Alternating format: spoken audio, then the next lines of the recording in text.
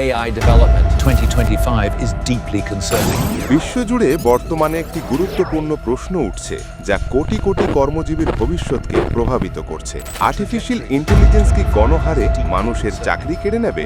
বিশ্ব অর্থনীতি এবং প্রযুক্তির গতিপথ বিশ্লেষণ করে বিশেষজ্ঞরা 2025 সালের জন্য যে পূর্বাভাস দিয়েছেন তার রীতিমতো উদ্বেগজনক এবং আলোচনার জন্ম দিয়েছে। এই প্রযুক্তি নির্ভর ভবিষ্যৎবাণী কতটা বাস্তব, আজকের প্রতিবেদনে আমরা তার গভীর বিশ্লেষণ করব।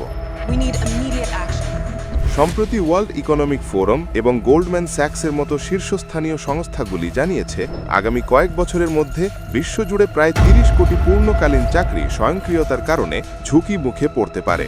ডেটা এন্ট্রি অপারেটর থেকে শুরু করে কাস্টমার সার্ভিস এজেন্ট এমনকি মধ্যস্তরের ম্যানেজার পর্যন্ত এই পরিবর্তন থেকে কেউই সুরক্ষিত নন। এর প্রধান কারণ হল জেনারেটিভ এআই, যা মানুষের মতো টেক্সট কোড এবং ছবি তৈরি করতে সক্ষম। চ্যাট জিপিটি বা গুগল জেমিনি এর মতো এআই টুলসগুলো এখন মিনিটের মধ্যে সেই সব জটিল কাজ শেষ করতে পারে যা আগে সম্পন্ন করতে মানুষের অনেকটা সময় লাগত। এই গতি এবং নির্ভুলতা বহু পেশায় মানুষকে দ্রুত প্রতিস্থাপন করার ক্ষমতা রাখে। বিশেষজ্ঞদের মতে সবচেয়ে বেশি ঝুঁকিতে আছে সেই সব কাজ যা 3টি বৈশিষ্ট্য বহন করে: পুনরাবৃত্তিমূলক, প্যাটার্ন নির্ভর এবং ডিজিটাল পরিবেশে সম্পাদিত। উদাহরণস্বরূপ আইনি কাগজপত্র পর্যালোচনা, অ্যাকাউন্টিং, ডেটা প্রক্রিয়াকরণ এবং প্রাথমিক স্তরের সফটওয়্যার কোডিং। তবে এবার এআই শুধু ব্লু কলার শ্রমিকদেরই নয়, হোয়াইট কলার পেশাজীবীদেরও টার্গেট করছে।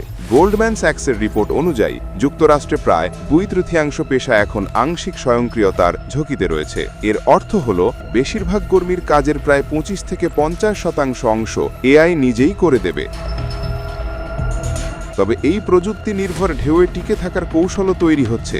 বিশ্বখ্যাত ঐতিহাসিক ডক্টর ইউভাল নোয়া হারারি এই প্রসঙ্গে বলেন, ভবিষ্যতে কর্মজীবনে যারা সফল হবে তারা সেই মানুষ যারা এআইকে উপেক্ষা করে, বরং যারা এআই এর সঙ্গে সহাবস্থান করতে জানে। কর্মজীবীদের 3টি মূল দক্ষতার ওপর জোর দিতে হবে। প্রথমত, সৃজনশীলতা ও আবেগ। এআই তথ্য বিশ্লেষণ করতে পারে, কিন্তু মানুষের সহানুভূতি এবং সম্পূর্ণ নতুন সৃজনশীল চিন্তা তৈরি করার ক্ষমতা এখনও সীমিত।